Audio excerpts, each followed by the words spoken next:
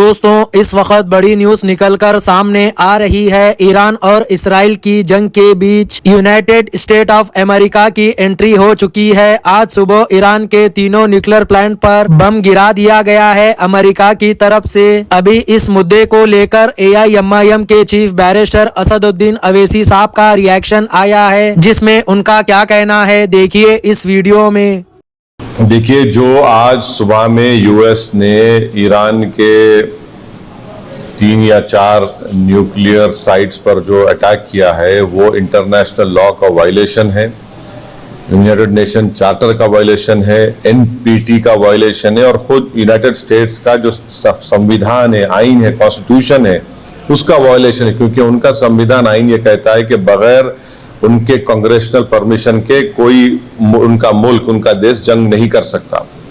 पांचवी बात यह है कि ये हमला करके यूनाइटेड स्टेट्स ने गजा में जो फलस्तीनियों का एथनिक क्लेंसिंग हो रहा है, जेनोसाइड हो रहा है, उसको कवर अप कर रहे हैं। और इजराइल जिसके पास 700-800 न्यूक्लियर वॉरहेड है, जो NPT को साइन नहीं किया, जो IAEA के इंस्पेक्टर्स को अलाउ नहीं करता, उस पर कोई बात ही नहीं कर रहा है।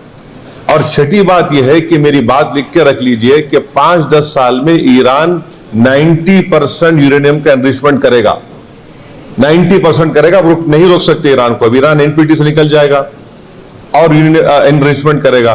और साथ ही साथ उसका यह असर होगा आज की बॉम्बिंग के बाद कि जितने उस देश में, जितने अरब ममालिक बोलिए, मुस्लिम कंट्रीज बोलिए, जो उस खित्ते में है, वो सब लोग अब फैसला करेंगे कि हमको इजराइल के ब्लैकमेलिंग से, इजराइल की हेजेमनी से बचने के लिए हमको अब न्यूक्लियर वेपन्स बनाना पड़ेगा। वो भी आप नहीं रोक पाएंगे। और अमेरिका के इंटेलिजेंस ने खुद कह दिया कि अब ईरान के पास कुछ नहीं है। तुलसी गबार्ड का स्टेटमेंट है। और सबसे अगर ये खित्ता, ये एरिया, अगर इसमें जंग शुरू हो जाएगी तो एक बात आपको समझने की जरूरत है कि 60 लाख से ज्यादा भारत के नागरिक वहां रहते हैं। हमारे इंडियन कंपनीज का इन्वेस्टमेंट है वहां पर।